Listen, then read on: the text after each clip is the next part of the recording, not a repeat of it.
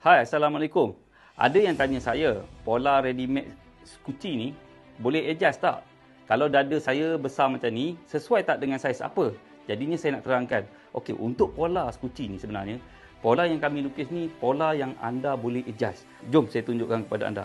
Sebagai contoh, ni pola yang anda akan dapat. Pola ni memang didatangkan dengan dada tinggi. So, jadi kalau anda buat ni automatik lah dekat bahagian sini dia akan naik meninggi. Kalau anda pastikan, pola kami ni kami dah letak asing di antara basi dengan ukuran kelonggaran yang sebenar. Nampak? Kami lukis seperti mana kami ajar anda. Yang bahagian putus-putus ni adalah basi. Jadi bila basi ni, anda boleh adjust dia. Contoh macam ni. Tiba-tiba lah anda rasa anda nak beli saiz pola saiz L tapi dada anda besar, takkan nak pakai yang ni. Jadi dekat sini anda boleh adjust lah. Cara nak adjust dia, contoh dekat sini. Anda nak besarkan 38, dada anda 40. Anda just tambah setengah inci kat sini. Nampak tak? Lepas tu anda sambung balik macam ni.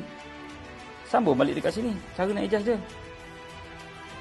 Jadi kalau anda nak basi ni 1 inci balik, anda keluarkan balik basi ni 1 inci. Macam tu. So pola anda akan dapatlah saiz yang sama. Jadi bila anda adjust dekat sini besar, anda nak besar 40, belakang pun anda kena adjust. Anda adjust yang sama. Contoh kat sini anda besarkan setengah depan, belakang pun anda kena adjust macam ni. Okey. So basi dia dah ni kan. Just tukarlah basi dia ke sini. Jadikan basi dia macam ni balik. Okey, untuk bahagian ketiak ni, keruk ketiak anda just masuklah macam ni. Lukis macam ni semula.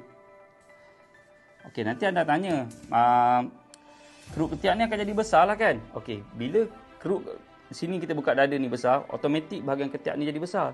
Jadi kalau anda tengok dekat bahagian sini, dekat bahagian pola sini, tengok tangan ni. Bila kita dah besarkan situ setengah inci, automatik bahagian sini anda kena besarkan setengah inci. Dua-dua belah ni anda kena adjust lah. Jadi yang ni anda just sambung macam ni je lah. Ikut balik line ni, anda sambung macam ni. Yang ni anda sambung lah macam ni. Okey. Untuk basi ni, keluarkan balik 1 inci. Sambung semula dekat sini. Macam ni, sambung semula dekat bahagian tangan. Ini pun sambung semula dekat bahagian tangan. Macam ni. Siap pola anda. Jadi anda boleh besarkan.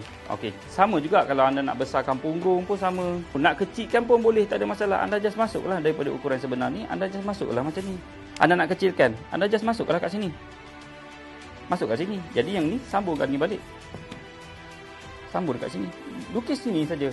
Ataupun anda boleh juga adjust dekat basi ni. Contoh anda nak besarkan punggung. Besarkan basi dekat basi ni. Jadi basi untuk punggung ni tinggal setengah. Sini besarkan juga. Senang saja.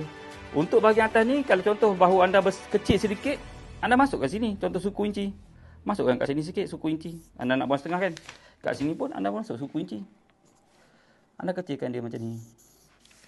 Senang saja. Jadi anda boleh adjust pola anda mengikut apa yang anda nak.